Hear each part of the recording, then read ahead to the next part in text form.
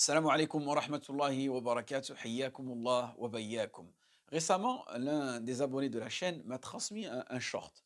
Et dans ce short-là, on voit un prédicateur francophone qui nous explique à travers une situation hypothétique que si un jour un musulman diplomate qui travaille au ministre des Affaires étrangères était amené à serrer la main de son interlocuteur ou de son interlocutrice, plutôt dans ce cas-là, et que s'il il venait à refuser à lui serrer la main, à cette femme-là, ça pourrait tout simplement créer un accident diplomatique et ça donnerait une mauvaise image de l'islam.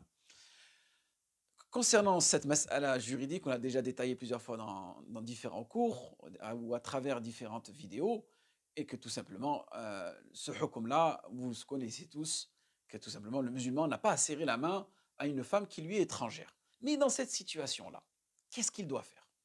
Moi, j'ai trouvé, subhanallah, une vidéo qui répond exactement à ce scénario-là et qui vient illustrer exactement la réaction qu'une femme musulmane doit avoir dans cette situation-là. Donc, regardez cette vidéo. Qu'est-ce qu'on voit?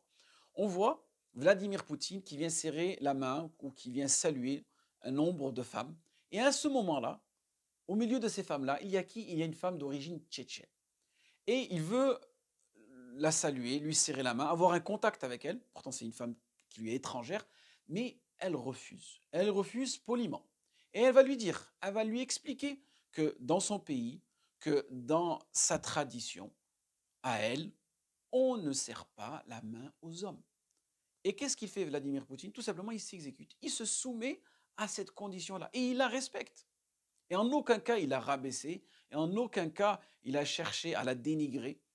C'est pour vous montrer que, alhamdulillah, celui qui a une izza, celui qui est fier de sa religion, celui qui est fier de ses traditions, c'est une personne qui est tout simplement remarquable. Et les gens vont vous apprécier pour cela.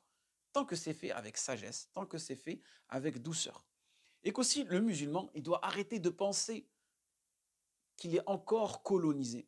Malheureusement, il y a énormément de musulmans qui sont encore colonisés de l'intérieur. Ils pensent que les pays qui sont en dessous de la Méditerranée doivent s'adapter aux pays qui sont au-dessus de la Méditerranée. Ils pensent qu'il y a une civilisation qui est supérieure à la leur. Non, tu dois être fier de ta religion, Allah barik fik.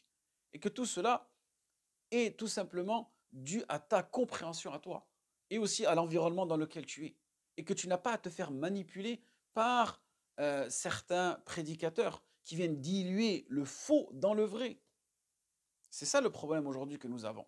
Donc il est important de revenir aux sources de notre religion et de s'y attacher, et que la meilleure des façons, c'est tout simplement de s'attacher à notre dîn, que ce soit dans la difficulté ou dans la facilité, et qu'on sera toujours éprouvé dans notre religion, en espérant que ça sera pas bénéfique pour vous et moi. وفقكم الله لما يحب. الله عليه وسلم من أراد الله به خيرا يفقهه في الدين